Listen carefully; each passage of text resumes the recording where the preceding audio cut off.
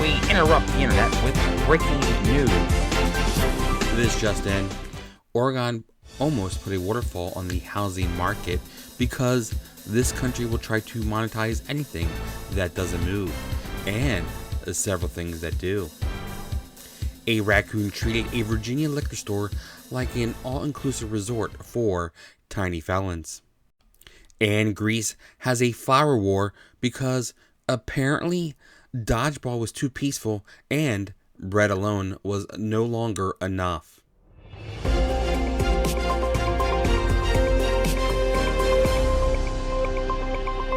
Good evening, unless it's morning, in which case, good afternoon. And if it's 2 a.m., I respect your commitment to making bad choices with me. Welcome to the show. I'm Bob, and I'm here to fight the news. Unfortunately, the news showed up hydrated, stretched, and carrying a bag of flour like it's about to settle a dispute in the parking lot of a bakery. In Oregon, even the waterfalls are entering the real estate market because apparently nature also got the memo that housing is now just a scam with staging.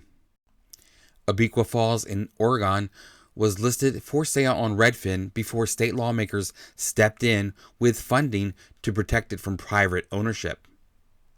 So yes, we now live in a country where a waterfall almost had an asking price.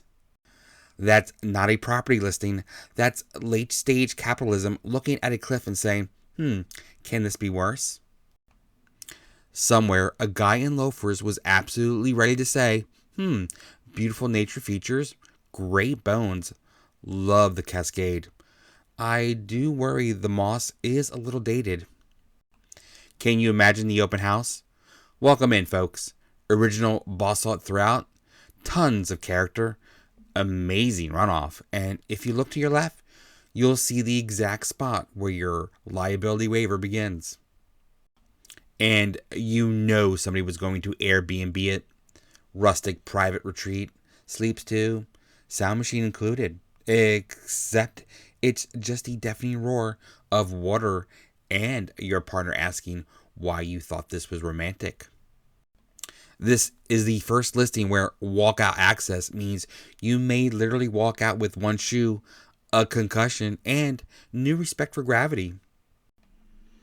And I'd love to see the seller disclosure. Any drainage issues? Yes, it's a waterfall, you absolute turnip. Also, imagine being the realtor for this. You spend your whole career saying things like chef's kitchen and cozy bonus room, and now suddenly you're out there trying to put crown molding on erosion.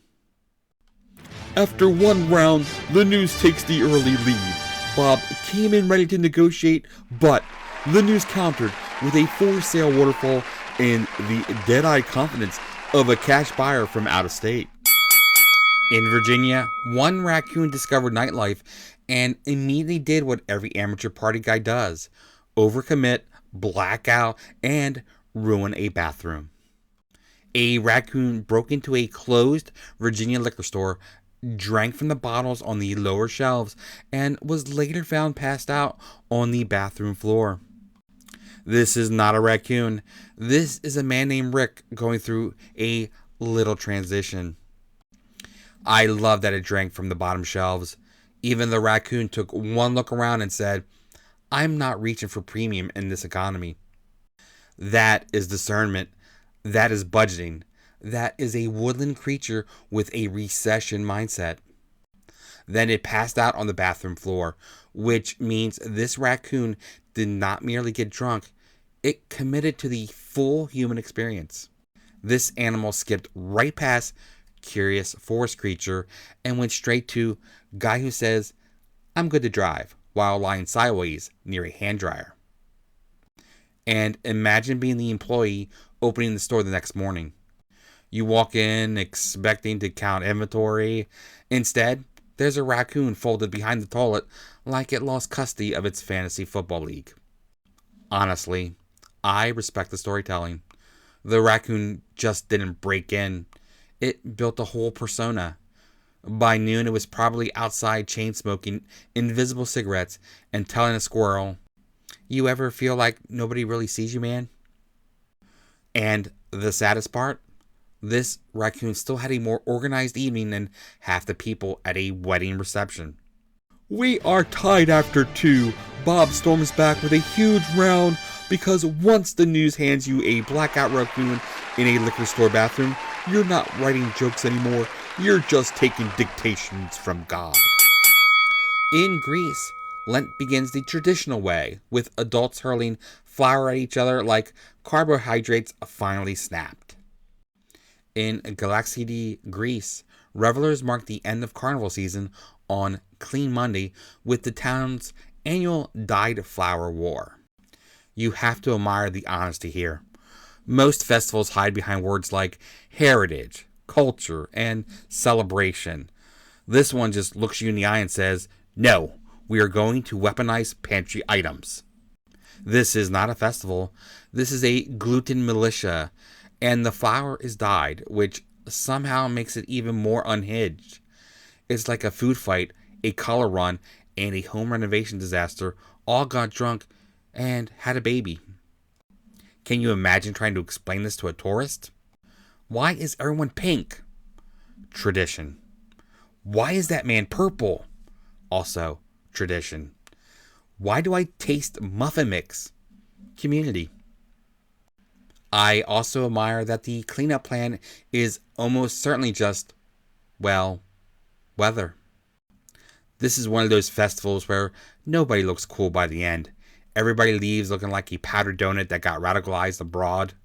And you just know there's always one guy taking it way too seriously. Sir, it is flour. You do not need film study. You do not need strategy board. Stop saying control the middle like this is Fahala for pastries. Also, calling it Clean Monday after throwing colored powder into people's lungs is the kind of branding only tradition can get away with. Nothing says clean like looking like a busted macaroon and coughing lavender. End of round 3, and the news pulls ahead. Bob fought bravely, but the news unleashed a full Greek cloud of weaponized baking ingredients and absolutely dusted the field. Time for 3 quick stories, because apparently the universe had extra weirdness rolling around loose in the trunk. A Finnish couple won an English wife-carrying race, proving romance is alive so long as one partner is willing to become luggage with opinions. Thailand's Death Fest invited visitors to try coffins, explore end-of-life planning, and spend an afternoon having the most productive panic attack of their lives. And hundreds of lanterns rose into the sky at Taiwan's annual Sky Lantern Festival, which sounds beautiful until you realize the heavens are now receiving handwritten customer feedback from Earth. The bonus round goes to the news, wife-carrying, coffin tourism, and glowing sky mail. This scoreboard is now detached from reality. It should be monitored by air traffic control. What we learned tonight. We learned that Oregon almost put a waterfall on the market because apparently nothing is sacred once a listing agent can describe it as serene. We learned that raccoons are just tiny mass people with poor boundaries, opposable ambition, and a drinking problem waiting to happen. We learned that Greece looked at flour and said, what if this became a civic identity? We learned that love can still be measured in endurance, lower back strength, and a complete disregard for dignity. We learned that Thailand can turn mortality into a festival and somehow make existential dread feel like a sponsored event. And we learned that if enough lanterns rise into the sky at once, even hope starts to look like organized air traffic. And that's the final bell. Bob landed a few clean shots, but the news wins again after bringing real estate waterfalls, blackout raccoons, and airborne flower warfare into the ring like this was all somehow fit for publication.